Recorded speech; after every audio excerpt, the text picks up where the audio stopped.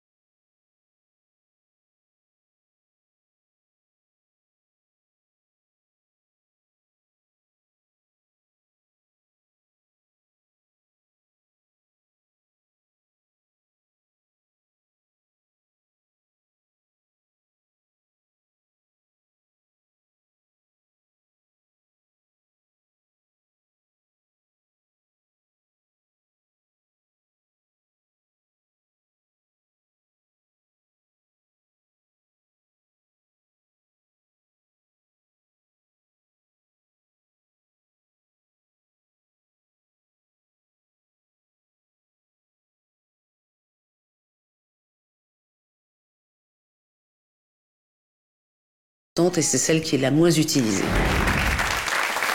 Pourquoi est-ce que c'est si difficile d'en parler tout simplement en couple? On peut parler de plein de choses en couple, mais dès qu'il s'agit de sexualité, on a l'impression qu'on parle de quelque chose d'extrêmement tabou.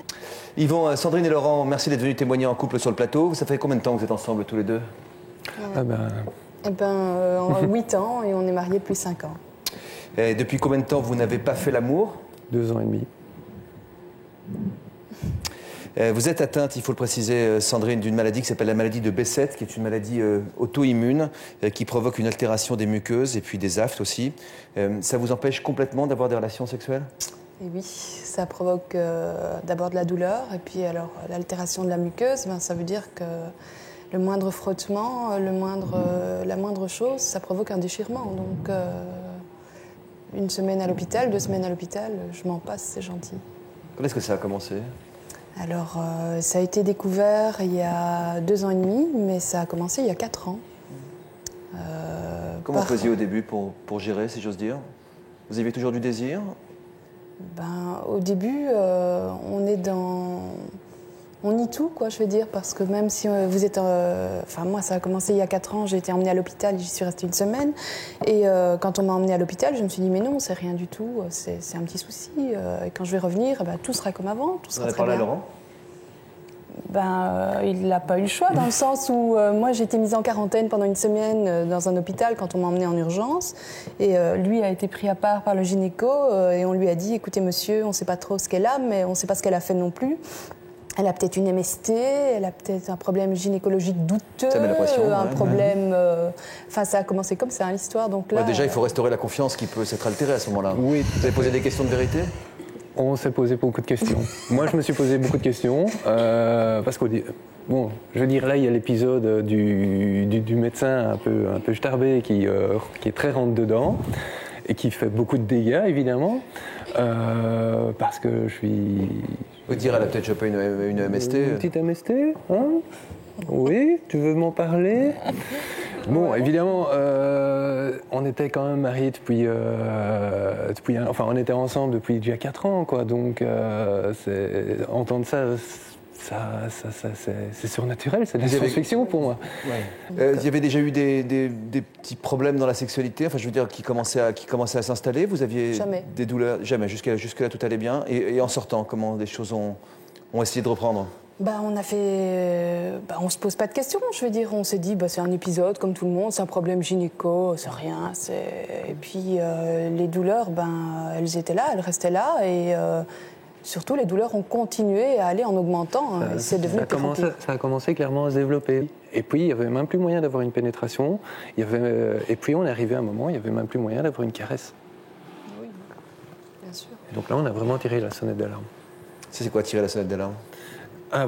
C'est remuer tous les couloirs d'hôpitaux pour trouver qu'est-ce qui se passe, docteur, qu'est-ce qui se passe? Quand les rapports commencent à se passer comme ça, comment on gère son sentiment amoureux et l'expression de son sentiment amoureux? Quelles sont les questions que vous êtes posées, les étapes par lesquelles vous êtes passé? Moi, je me suis remis en question. Je me dis, est-ce que c'est passager? Elle me fait peut-être le coup de la migraine. Hein. Amélioré. Doute? Est-ce qu'elle a encore envie de moi? Est-ce que je m'y prends peut-être mal? Je suis peut-être un peu manchot à ce niveau-là et elle n'ose pas me reprendre, entre guillemets. Donc beaucoup de questionnements intérieurs. Puis bon, il arrive un moment où il faut de toute façon mettre les choses à plat sur la table. Elle n'ose pas vous reprendre, c'est-à-dire on parlait de tabou dans la sexualité. Au sein d'un couple, j'imagine que certains partenaires qui ont un partenaire un peu maladroit n'oseraient pas le reprendre ou le corriger. Donc c'est tout ça. Moi, je me suis dit peut-être que je m'y prends mal et bon, elle n'ose pas me le dire pour pas me froisser. Pas tellement ma personnalité. Oui, mais peut-être que ça pose des questions et qu'on a l'impression de redécouvrir quelqu'un qu'on ne connaissait pas véritablement. Tant ces problèmes posent des questions dans un couple. Claudia, vous, c'est dès votre première relation sexuelle, donc toute jeune, à l'âge de 16 ans, que ça n'a pas fonctionné du tout. Qu'est-ce qui s'est passé? Mais qu'est-ce qui s'est passé? On a essayé de faire l'amour et on n'a pas pu, donc c'était fermé. Et on a retenté, il n'y avait rien à faire. Après plusieurs tentatives, qu'est-ce que vous vous êtes dit? Vous avez, je sais pas, posé des questions à votre entourage, essayé de comprendre ce qui pouvait se passer, votre maman? Non. Ah non. Surtout pas votre maman? On n'en parle surtout pas. Ah bon, ça dépend des familles, mais enfin. Non. À vos amis, peut-être? Non plus. Donc vous êtes débrouillée toute seule, si j'ose dire, toute seule à deux, pour essayer de comprendre ce qui se passait? Oui. Pour quelle raison vous n'en avez pas parlé autour de vous? La honte. C'est une maladie, hein, on le sait maintenant, et on a honte. On a honte et on se sent terriblement seul. Et on est trop jeune pour dire quelque chose, pour essayer de dire à ses parents ce qui se passe. C'est quand même l'intime, c'est très intime. Même pas pouvoir en parler avec une amie? Parce que quoi, vous avez le sentiment dans l'expression de votre famille? Les autres filles, elles évoluent. Et moi, j'ai resté stagnée. Et donc, je me suis enfermée dans ce mensonge. Avec l'impression d'être anormale? Ah, complètement. Complètement anormal, oui. Pas normal du tout. Vous êtes restée quand même 3 ans avec ce couple? Oui, mais j'étais jeune, hein. D'accord. Lui aussi? Oui, lui aussi. 3 ans sans pénétration, 3 ans sans... Il n'y avait même pas de tampon possible, ni de doigts, ni rien, de toute façon. Hein. Et donc, on construit une sexualité quand même autour. De compensation? De compensation, on est très forte en ça quand même, parce qu'on veut garder le copain. Mais en même temps, il y a cette souffrance de ne pas être normal, de ne pas pouvoir faire la. Vous donniez du plaisir, est-ce que vous en preniez vous bien aussi? Sûr, ouais. Bien sûr. On n'est pas frigide, du tout. Simplement, il manque cette chose importante. Il manque la pénétration, qui n'est pas possible. Au bout de 3 ans, votre petite amie vous a quitté. Vous pensez que c'est lié à ce... Non, c'était pas vraiment ça, mais ça a aidé, oui. Bien sûr, ça a aidé. Il était jeune. Lui, il voulait savoir ce que c'était la pénétration. C'est normal. Après avoir finalement confié votre problème à vos parents, j'imagine que vous avez dû vraiment prendre sur vous. Vous aviez alors 17 ans. Comment vos parents ont réagi? Très étonnés.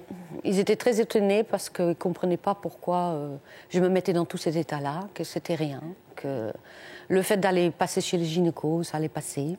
Vous en avez parlé à votre maman ou à votre papa? Aux deux. Je les ai réveillés dans une nuit où j'étais en pleine détresse et je les ai réveillés, j'en ai parlé. Et donc, ils m'ont dit allez voir un gynéco. Donc, d'aller voir un gynéco.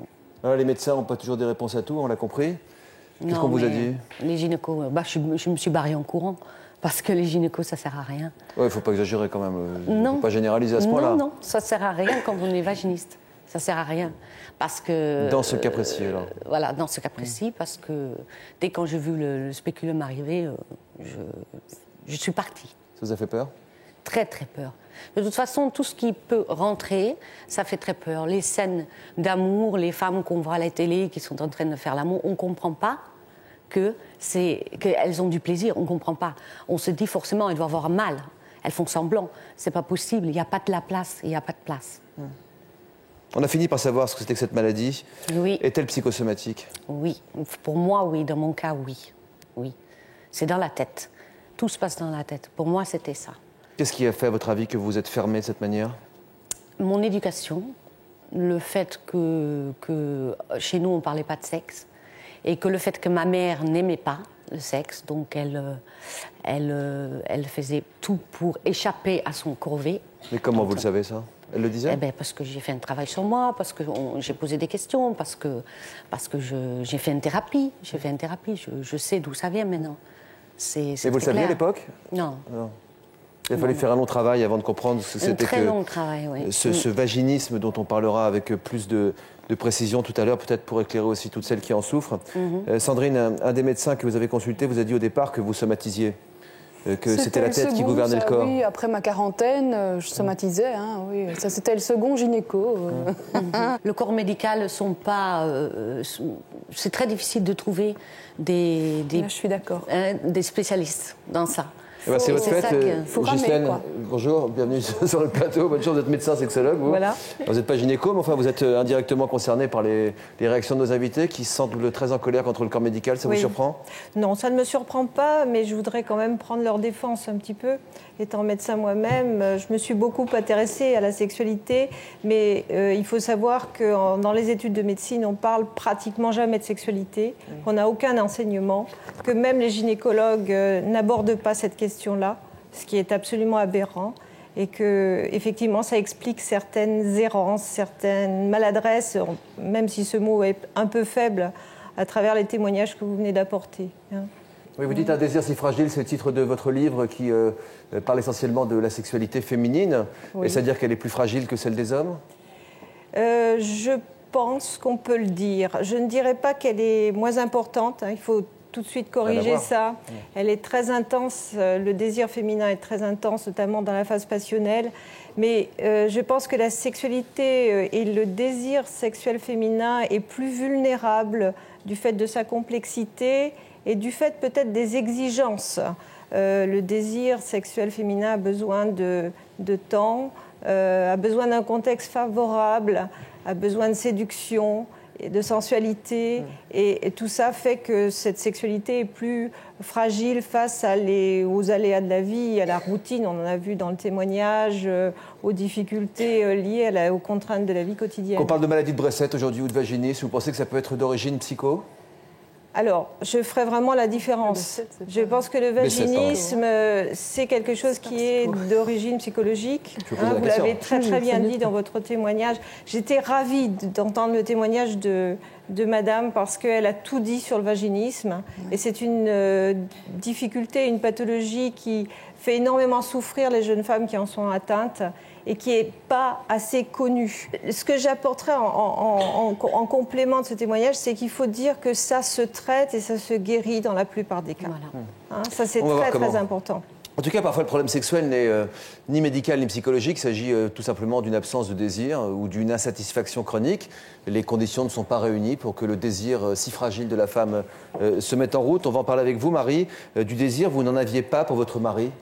Et pourtant, vous êtes restée 10 ans avec lui. Oui, j'en avais, mais rarement.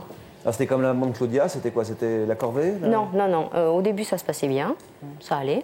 Et en fait, c'est plus lié aux circonstances de la vie, c'est-à-dire qu'on s'est connus très jeunes. Et à un moment donné, moi, je suis partie pour mes études à 200 km de chez moi. Donc, à partir de là, on se voyait que le week-end. Et c'est là un petit peu que le problème s'est installé, parce que moi, je me mettais un petit peu la pression. Je me disais qu'il fallait absolument que ça se fasse le week-end, parce que sinon, ça allait reporter. C'était un peu plus la pression de la société, qu'on entend toujours dire, parler de fréquences, de choses comme ça. Et au début, c'était un peu ça. Et puis en plus, je voyais qu'avec le temps, j'avais moins de désir qu'au début. Qu'est-ce qui se passait le week-end quand vous vous rapprochiez l'un de l'autre? En fait, psychologiquement, moi, je me préparais, je me disais ce week-end, il va falloir que tu en aies envie. Et plus je me le disais, et moi, j'avais envie, ça, c'était sûr. Donc, c'était vraiment le cercle vicieux, quoi. Et c'était tout dans la tête, je le sais. Là, ça devenait une corvée. Il s'en rendait compte? Oui, oui, oui. Il s'en rendait compte et je n'ai jamais rien caché, j'ai jamais fait semblant de prendre du plaisir. Je veux dire, on parlait, enfin, c'est surtout moi qui en parlais parce que lui, il ne parlait pas trop. Mais même moi, ça me posait problème parce que j'avais envie d'avoir du désir. Mais qu'est-ce que ça veut dire, envie d'avoir du désir? Ça venait pas parce que je me bloquais, quoi. C'était. Est-ce qu'on peut envie d'avoir du désir ou est-ce que le désir, ça ne doit pas justement naître sans l'effet de la volonté? Je savais que je pouvais en avoir. J'en avais eu. Je savais que je pouvais encore en avoir. Pour lui, oui, pour lui. Et de toute façon, par exemple, je faisais beaucoup de rêves érotiques. Et dans ces rêves-là, je prenais du plaisir. Et je savais que je pouvais prendre du plaisir et je pouvais avoir du désir. Vous aviez des véritables orgasmes pendant votre sommeil? Oui, oui. Ouais. Est-ce que vous avez essayé avec d'autres hommes pour voir? Oui. Déjà parce que les études ont fait que j'étais sollicitée et du désir, j'en avais. Et ça m'est arrivé d'en avoir pour d'autres hommes. Bon, vous avez quel âge à cette période? On s'est rencontrés, j'avais 15 ans et on est restés ensemble 10 ans. Donc c'est aux alentours de 18, 19, 20 ans. Par là, j'ai eu d'autres relations qui se sont bien passées, mais j'en doutais pas que ça puisse bien se passer. C'était pas ça mon problème. Je me disais au début, c'est normal, ça se passe bien, on découvre les corps, il y a des sensations physiques, le plaisir vient plus facilement, le désir aussi. Mon problème, c'était plus de me dire, est-ce que dans la durée, je vais savoir, je vais continuer à avoir du désir, je vais continuer à prendre du plaisir. Vous avez mis beaucoup de pression, je trouve, peut-être, ah, oui, un peu trop. Je me suis mis énormément de pression. Vous étiez amoureuse? Oui, j'étais amoureuse, oui. J'étais amoureuse et lui, ça lui posait problème. Mais il avait beaucoup de mal à s'exprimer, sur beaucoup de sujets d'ailleurs, hein, pas que celui-là. Donc moi, j'en parlais beaucoup, j'avais besoin d'en parler parce qu'il n'y a qu'en parlant et en pleurant un bon coup, en lâchant tout ce que j'avais sur le cœur, que après j'arrivais à me détendre et après ça se passait bien. Il n'y avait que comme ça. Il fallait que j'arrive à tout lâcher, à pleurer vraiment, et après j'étais détendue et c'était bon, quoi. Et je me disais après, mais c'est pas possible, pourquoi tu te mets dans ces états-là? Regarde comme ça peut se passer bien, quoi. Puis je me disais, c'est bon, ça va repartir. Vous avez une vingtaine d'années, 20 ans tout juste, quand vous êtes allé voir cette sexologue. Ouais. Qu'est-ce qu'elle vous a permis de découvrir sur votre corps, sur la complexité de votre désir, de votre plaisir? Alors, d'après elle, elle pensait que le problème venait du fait que je ne connaissais pas suffisamment mon corps, que je ne savais pas en fait quelle partie de mon corps allait me déclencher du plaisir, que j'étais trop dans la... Je me retenais, j'étais trop crispée, je ne savais pas me laisser aller. Ça passait aussi par des problèmes de respiration, que j'étais trop statique, des choses comme ça. Donc, au début, je la regardais en me disant ouais, c'est bien beau tout ça, mais bon. Et puis, au fur et à mesure du temps, je sais qu'elle avait raison. Je sais que c'était... Et je le savais, mais elle me proposait des solutions seule. Quel genre? Masturbation, lecture érotique, des choses comme ça. Alors j'ai essayé, hein, mais c'était perdu d'avance, je le savais. Parce que pour moi, je ne peux pas, c'est plus Pourtant, ça marchait dans les rêves, donc ça marchait quand vous ne contrôliez pas votre inconscient. Ouais. Ah, mais dès que j'essayais de mettre en pratique ce qu'elle me disait, c'était... même toute seule, je suis archi gênée, je ne peux pas, il n'y a rien à faire. Vous êtes gênée vis-à-vis de vous-même? Ah oui, je ne peux pas faire ça. Pardon, mademoiselle, jamais je n'oserais. Pourtant, les gens qui le font, ça ne me gêne pas, mais moi, non. Et pourtant, je savais qu'elle avait raison, alors je me disais, allez, vas-y, il faut essayer. J'ai essayé, mais non. Ça venait pas. Qu'est-ce que ça peut signifier, ça, à votre avis? Là, on a typiquement un problème d'hyper-contrôle. Hein, vous lâchez pas. Il y a la norme aussi. Dans le début de votre récit, on le voit bien avec ce mariage, cette personne que vous voulez ressembler à vos parents, ce modèle idéal. Donc la contrainte, elle est épouvantable. On ne peut pas avoir du désir dans la contrainte. Donc le désir, il se... révélait hors contrainte dans le sommeil et puis dans les aventures qui menaient rien parce qu'il y avait quand même quelqu'un qui comptait pour vous. Pourtant, on a une jeune femme qui se lâche sur le plateau, qui nous raconte des choses qui sont... Mais elle se lâche maintenant. Je pense que vous avez dû faire un bout de chemin. Et je voudrais rajouter à travers ces conseils que vous donnez, cette sexologue, vous parliez de travail sur le corps, mais je pense que la sexualité, c'est le corps et la tête. Ça ne peut pas être dissocié. Donc, à travers votre corps, elle essayait de vous faire percevoir certainement cette nécessité de lâcher prise. Hein. C'est pas une histoire de recette. C'est pas parce qu'on va lire un livre érotique ou qu'on va se masturber qu'on va réussir à faire quelque chose. C'est parce qu'on va prendre conscience qu'à un moment donné, parce qu'on s'est lâché, on a réussi à toucher du doigt cette excitation, ce désir qu'on n'arrivait pas à apprivoiser. Mais il ne faut pas non plus que les exercices soient à nouveau des contraintes. Non, mais parce que là, au début, je la regardais avec des grands yeux. Mais après, à la longue, je comprenais. On parlait beaucoup déjà dans les rendez-vous. Et je pleurais beaucoup. Bien sûr. Je pleurais beaucoup parce que c'était vraiment... Ça m'a bouffé. Il fallait lâcher le contrôle, quoi. Ouais, voilà. Dominique, vous comprenez ces problèmes qu'on évoque aujourd'hui avec Marie-Claudia? Oui. Moi, c'est différent. Mon problème à moi est différent, car moi, je me suis mariée jeune, à 19 ans, et c'était ma première expérience sexuelle. Et je suis restée 30 ans mariée, et j'ai connu mon premier orgasme à 49 ans. Bienvenue sur Terre, madame. Voilà. Mais j'ai retenu ce que Marie disait tout à l'heure. Moi aussi, ça m'est arrivé d'avoir des orgasmes dans mes rêves. Pas souvent. Ça arrive à tout le monde. Ça. Voilà. Mais bon, j'ai connu mon premier orgasme à 49 ans. Du désir, vous en aviez, mais vous étiez insatisfaite de cette relation que vous aviez avec votre mari. Pendant combien d'années? Donc, entre 19 et 49 ans, vous ne vous êtes jamais sentie comblée? Ah non, jamais. Je me suis jamais sentie comblée. J'en ai même souffert pas mal. Mais bon, je me suis résignée à l'accepter. Vous posiez ces questions? Et alors, j'en étais arrivée à me demander si j'étais normale. Et j'étais toujours sur le point de consulter, de voir un sexologue. Vous en parliez avec votre mari? Oui, je lui en ai parlé assez souvent, surtout à la fin j'en parlais beaucoup moins, mais je lui en parlais, mais c'était tabou. Et puis il me disait toujours que c'était moi qui n'étais pas normale et que si j'étais pas contente, j'avais qu'à aller voir ailleurs. Ce que j'ai fait. Ce que j'ai fait à 49 ans. Attention à ce qu'on dit. Ouais. Oui, ce que j'ai fait à l'âge de 49 ans. Toujours mariée? Toujours mariée. Et puis bon, j'ai fait la rencontre d'Yvon. Et puis bon, là après, bon, j'ai avoué chez moi. Hein, et là, j'ai découvert l'orgasme. À 49 ans. Ouais, Yvon, il n'est pas peu fier. Hein. Tout à fait. Tout à fait. Les fondations du couple qui se retrouvent forcément ébranlées, vous avez connu ça. On l'a évoqué rapidement, Sandrine et Laurent. On va en comprendre un petit peu plus avec ce reportage. Regardez. Sandrine et Laurent sont mariés depuis 5 ans. Il y a 2 ans et demi, Sandrine a appris qu'elle était atteinte de la maladie de B7, une maladie qui rend les rapports sexuels tellement douloureux qu'ils en deviennent impossibles. Sandrine et Laurent n'ont pas fait l'amour depuis 2 ans et demi. La première fois où ça arrivait, je me suis dit, bon, est-ce qu'il y a un problème avec moi? Elle a peut-être plus envie, ou c'est peut-être moi qui m'y prends mal, ou que sais-je. Et je suis peut-être trop brutal, ou... Enfin, tu vois, je me suis vraiment posé sans question, quoi. Donc, au début, c'était à la fois culpabilisant vis-à-vis de toi, mais à la fois, c'était un petit peu... J'avais envie de m'arracher les cheveux sur la tête parce que je comprenais pas ce qui m'arrivait à moi. Mais j'étais sérieuse quand je te disais que j'aurais préféré mettre un panneau sur la maison comme à côté et mettre à vendre, et qu'on divorce et que tu me quittes et que tu cherches ailleurs. Je vais pas te cacher qu'il y a un manque, c'est clair. Mais même si on n'a plus la relation physique, je vais dire, c'est pas pour ça que je vais te quitter. 2, tant que je continuerai à bien vivre avec toi, à bien me sentir avec toi, ça me conviendra. Oui, mais comment est-ce que tu gères ce manque physique? Je vis avec, c'est tout. Enfin, ou je vis sans. Aujourd'hui, Sandrine et Laurent se rendent chez leur médecin pour faire un petit bilan sur l'évolution de la maladie et retrouver un peu d'espoir. Et alors, pas moyen d'avoir des rapports pour l'instant? Non. Envisager, impossible, trop douloureux. C'est affreux. Maintenant, pour vous faire comprendre qu'il y a d'autres, et ça je suppose que j'espère que quand même on vous a fait comprendre qu'il y avait moyen d'avoir une vie intime sans avoir pour autant de pénétration. Bien et ça sûr. C'est important dans un couple. Docteur, nous on a tout essayé.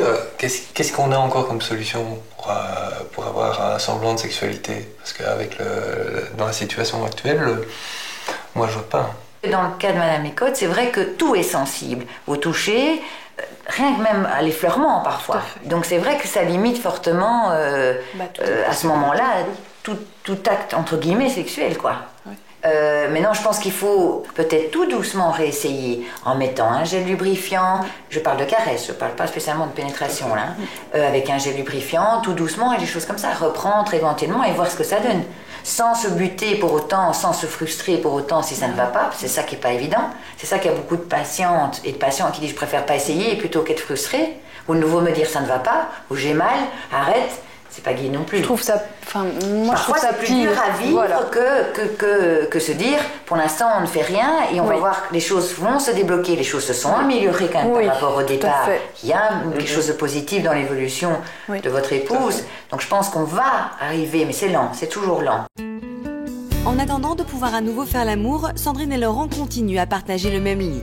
Seule condition, ils évitent tout contact de peur de provoquer un désir qu'ils ne pourraient assouvir. On n'a jamais parlé, on n'a jamais pensé au fait de ne pas aller dormir ensemble, ne pas aller dormir en même temps, ne plus dormir dans la même chambre, ne plus garder les mêmes habitudes qu'avant. Jamais. On n'y a jamais pensé. Pour moi, continuer à vivre ensemble, à dormir ensemble, à partager le même lit, c'est hyper important.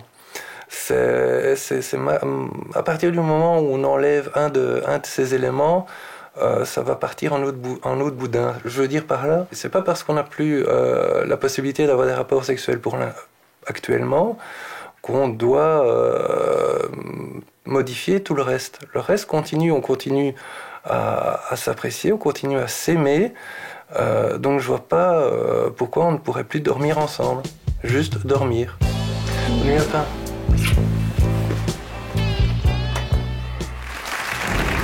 il ne suffit pas d'identifier le problème pour autant, pour régler tous les problèmes aussi vite. Il faut faire face aux crises, aux reproches de l'autre, aux choses qui sont dites, aux choses qui ne sont pas dites aussi, aux espèces de sortes de malaise qui peuvent s'installer dans un couple. Vous avez connu tout ça? Vous en avez connu des crises? Oui, il y a 6 mois surtout. Là, il y a eu vraiment une grosse crise. Donc là, moi, ça a été le découragement. Ça a été le découragement dans notre couple aussi, parce que là, moi, j'ai cru que j'allais piquer du nez déjà au niveau moral. C'est vous qui craquez le plus souvent? Ou c'est vous, Laurent? Celle qui est en première ligne. Celle qui a à faire en général au plus dur, donc aux visites médicales. Moi, j'essaye de l'accompagner le plus possible, en fonction de mon emploi du temps. C'est pas toujours possible. Et j'essaie de la soutenir.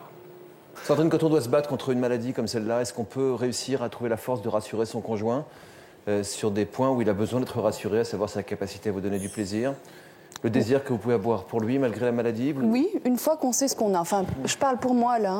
Moi, une fois que j'ai su ce que c'était, qu'on a mis un nom sur la maladie, que j'ai pu commencer à me renseigner, à savoir exactement ce que c'était. Moi, je voulais absolument savoir, oui, mais je vais aboutir où? Il y aura encore quelque chose après, il y aura un futur, il y a des possibilités d'avoir encore du positif dans une vie, ou bien dans 5 ans, je suis dans un cercueil, quoi. C'est à ce moment-là que vous lui avez demandé de vous quitter? Oui.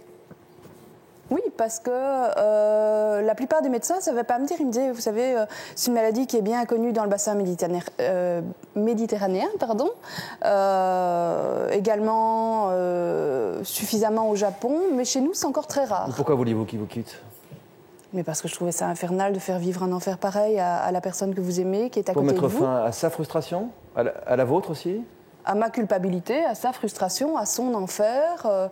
Parce que j'estimais que j'avais mon enfer, mais que j'étais pas... Enfin, je suis désolée, c'est dégueulasse de la part de quelqu'un de faire vivre... Depuis que ça va mieux, depuis que ça va mieux physiquement, je veux dire, comment ça va entre vous, sentimentalement? C'est-à-dire que ça va mieux parce que là, maintenant, je vais mieux quand même s'il y a beaucoup de médicaments, s'il y a des jours où je suis mieux que d'autres, où je suis très fatiguée parfois. Et donc là maintenant ça permet de ressortir un petit peu la tête froide et de se dire voilà, après la grosse crise qu'on a eue il y a 6 mois, lui il m'a dit qu'il voulait pas me quitter. Moi il m'a dit est-ce que tu veux que je te quitte parce que tu ne m'aimes plus? Non, c'est pas le cas, c'est pas ça. Alors donc on a pris la décision maintenant de consulter, c'est une ancienne gynéco mais qui est sexologue, qui est formée à la thérapie de couple également. Et donc, on a pris la décision de se faire aider depuis qu'on a osé nous avouer qu'on ne savait pas combien de temps la maladie allait mettre à s'endormir. Est-ce que vous avez essayé d'inventer une autre sexualité? Non, parce que c'est impossible. Parce que j'ai pas la possibilité d'avoir des caresses ou autre non plus, parce que dès qu'on touche à la muqueuse, c'est catastrophique. Donc je peux le faire. Je peux le faire pour lui, mais lui ne peut rien me rendre. Oui. Et quand on ne peut pas recevoir, on n'a pas envie de donner? Lui ne le désire pas. C'est ce que je ressens. Qu'en pensez-vous, vous, Claudia, qui avez connu des choses, des événements comparables sur le fait de ne pas pouvoir recevoir, mais de pouvoir donner?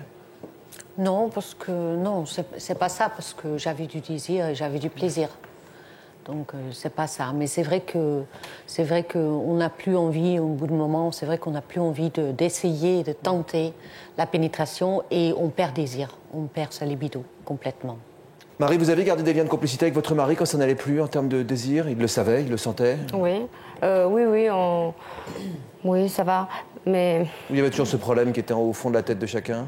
Il était surtout au fond de ma tête à moi. Enfin, lui différemment. Lui différemment. Mais... C'est-à-dire, lui différemment? Moi, c'était vraiment le... pour moi, ça me bouffait la vie, quoi. C'est... Une obsession. Oui, c'était obsessionnel, oui. Finalement, ça rend un couple plus fébrile dans ces cas-là? C'était vraiment... je m'étais... En surface, tout allait bien, mais au fond, je savais.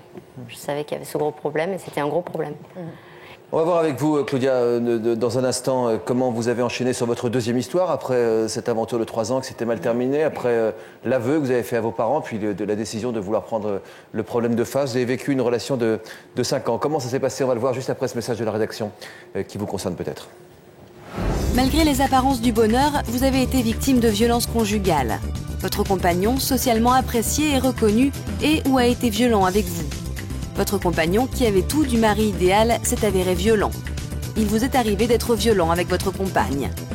Pour nous raconter votre histoire, contactez-nous au 0820 16 30 15 ou connectez-vous sur le site de l'émission.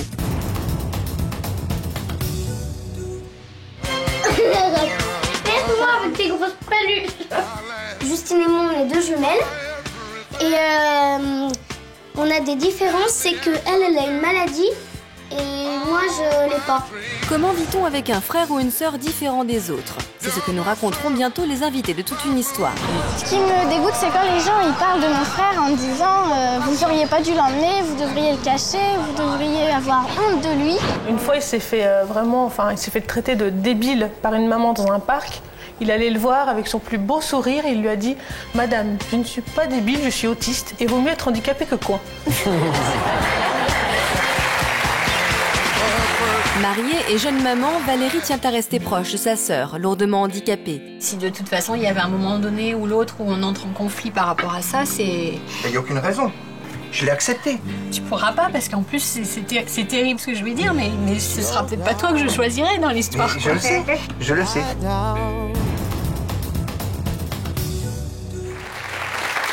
Comment s'aimer encore quand la sexualité tombe en panne?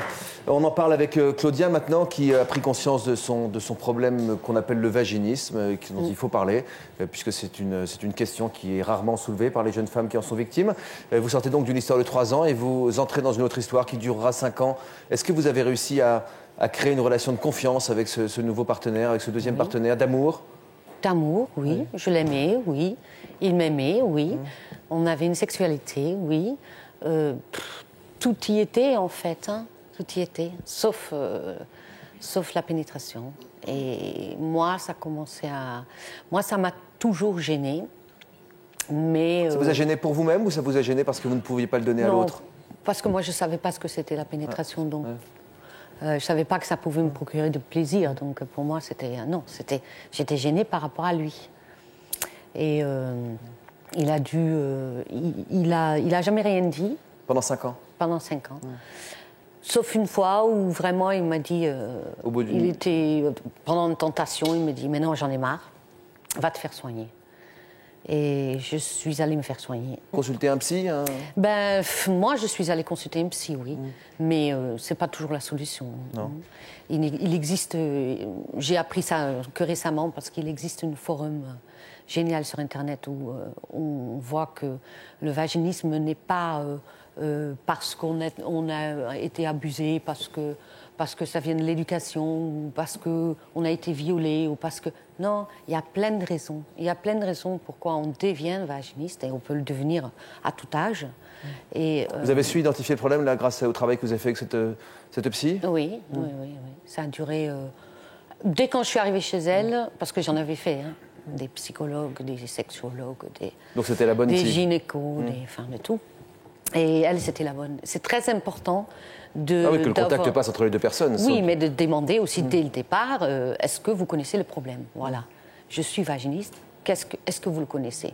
Parce que quand on est jeune et on va se livrer à la gentille psy, et que ça ne marche pas, on va en refaire. Mais j'ai fait la même erreur de toute façon. Hein. Là, j'ai été tombée sur le bon, oui, heureusement. Ce problème a été résolu. Oui. Vous avez réussi à résoudre ce problème de vaginisme. Tout d'un coup, les choses se pas sont... tout d'un coup. Non, mais en tout cas, vous avez découvert quelque chose que vous ne connaissiez pas. Ah donc, non. Avant, ce n'était pas possible, et puis un jour, ça l'est devenu. Avec le même partenaire? Non, je lui en voulais trop.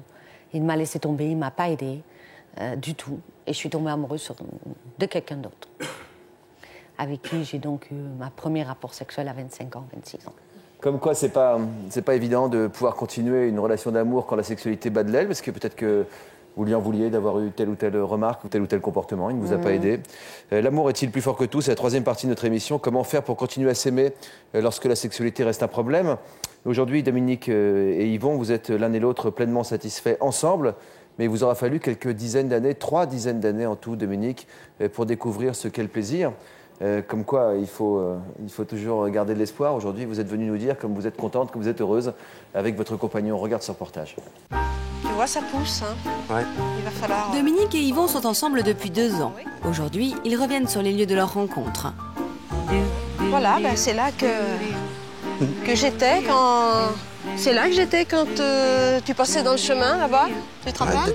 T'étais là ou J'étais là, tu as toussé. Alors là, on a engagé la conversation. On a parlé de la pluie et du beau temps. Oui. Et la veille, c'était l'anniversaire de mon fils et je t'en ai parlé. Et tu m'as dit que toi aussi, c'était ton anniversaire. Et là, j'ai dit, tiens, c'est un dragueur. Tu m'as dit que ça peut pas être possible.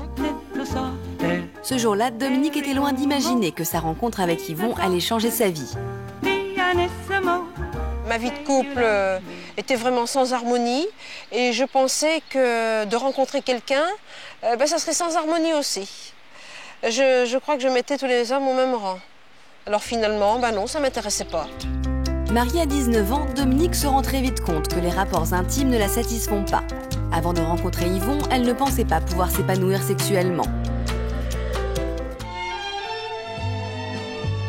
Aujourd'hui, elle découvre avec Yvon les joies de l'amour et le plaisir d'être désirée et même courtisée. J'enlève les épines et puis je taille un petit peu les feuilles du bas pour que ça fasse un petit bouquet présentable pour Dominique. Puis j'enlève les épines pour ne pas qu'elle se pique les doigts. Oui, entre. Bonjour mon cœur, ça va? Bonjour ma chérie. Alors, oh merci, c'est gentil. Alors. Bonjour. Alors, ça va bien? Ça va, oui. Oui, oh merci, c'est gentil, elles sont très très belles.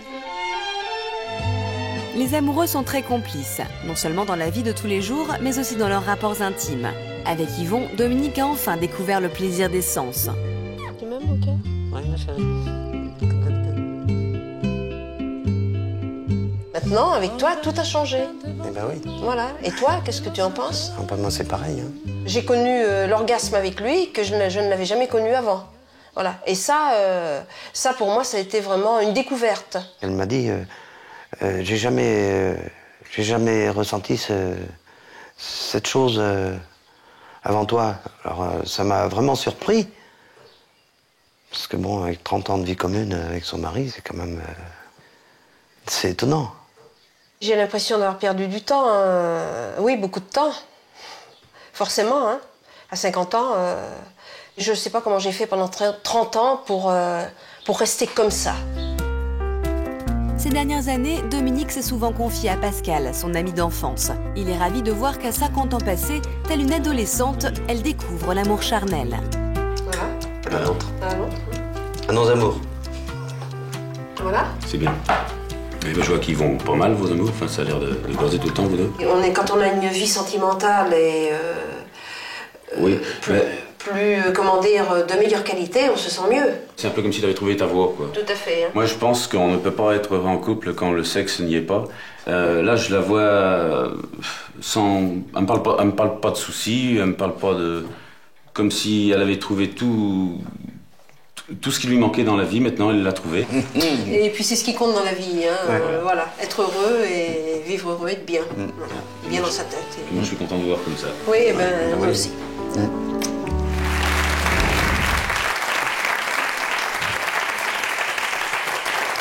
Ça fait plaisir à tout le monde en tout cas. À vous, en commençant par vous évidemment. Oui, évidemment. Comment ça va les amoureux? Ça va très bien. Très bien. Ça va très bien, oui. On est mieux qu'on était, hein. Forcément, dans notre Qu'est-ce que tête. ça a changé dans votre vie? Eh bien, dans notre vie... dans la vôtre en particulier? Dans la mienne,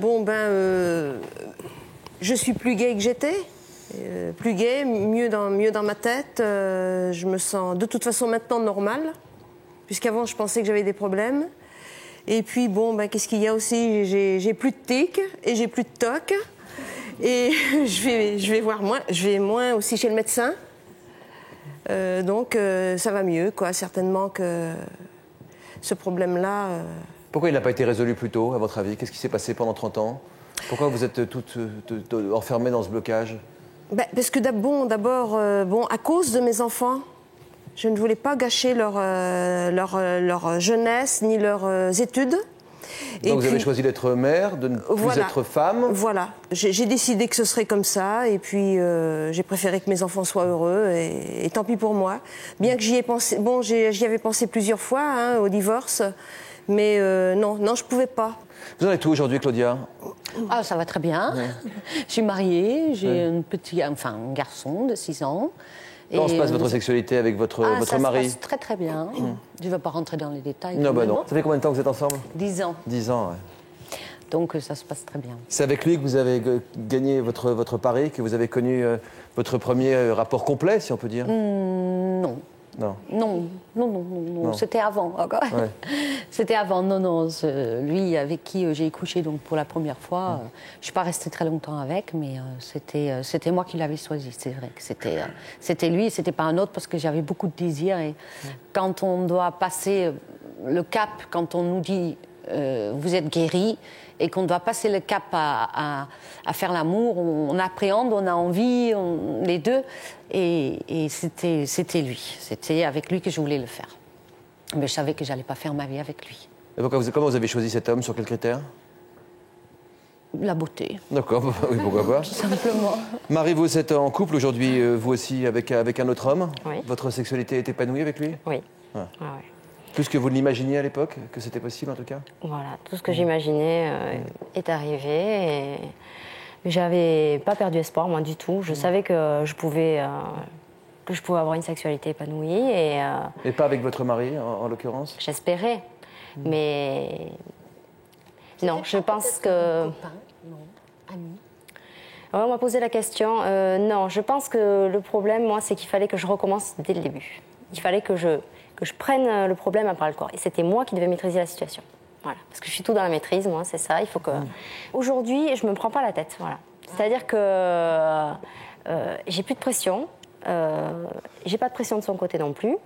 Ça se fait tout naturellement. De temps en temps, avant par exemple, il y a des moments où on se sent un peu fatigué de la journée, on se dit ouais, on aurait envie, mais bon, la fatigue est là, on se dit bon, non. Maintenant, je me dis, la fatigue est là, mais c'est pas grave, tu sais qu'après tu vas prendre du plaisir, donc laisse tomber la fatigue et lance-toi. Ouais, vous mettez moins de pression, j'ai l'impression que c'est quelque chose que vous avez décidé de rendre plus facile. S'aimer malgré tout, c'est notre troisième partie d'émission. Est-ce que vous imaginez l'avenir ensemble, malgré les difficultés que vous rencontrez depuis 2 ans et demi aujourd'hui? Est-ce que vous avez réussi à renouer une complicité? Tout à fait. On réapprend à vivre petit à petit et surtout on a appris aussi à remettre des projets en route et d'autres choses en route. Vous regardez dans la même direction? Tout à fait. Oui, Quel type de projet alors? Le premier un projet. Bébé. On pensait d'abord récupérer une sexualité et puis un bébé après. On va faire l'inverse. Donc après, voilà. on verra bien si c'est la poule et l'œuf. Voilà, donc voilà. Bon, maintenant, la chose la plus dure, ça a été de se persuader qu'il faudrait passer par du médical pour avoir un enfant. Mais bon, là, maintenant, on s'est fait à l'idée et ce sera comme ça, et puis c'est tout. Et puis, on n'y pensera plus une fois qu'il sera là. Donc, je crois que... Qu'est-ce qui fait que l'amour peut résister à un problème sexuel, Laurent? Bonne question. L'amour. L'amour tout seul. Le sentiment. L'amour n'a pas besoin de définition. L'amour, on le vit, on l'a. Moi, j'ai l'impression que c'est le dialogue aussi. La communication, moi, j'aurais dit oui. Je veux dire. Aussi. Ouais, dès le départ, si on s'était pas regardé dans les yeux, si on s'était pas posé les questions, si je l'avais pas interrogé, s'il n'avait pas répondu à mes interrogations, ce serait parti, mais loin. Oui, très, on ne serait loin. plus ensemble, ça c'est très clair. On ne serait plus ensemble. Moi, je serais certainement. Allez, j'aurais pris peut-être mon baluchon, ou alors j'aurais fait. J'aurais fait l'abruti de service, je me serais peut-être trouvé une autre... Le dialogue, je pense que c'est ça qui fait que ça existe. Enfin, je ne veux pas parler à votre place, mais j'ai l'impression que la communication, c'est comme ça que vous avez réussi à renouer. Voilà, c'est un symbole et un message pour nous tous. Merci d'avoir été avec nous. À bientôt, bon après-midi.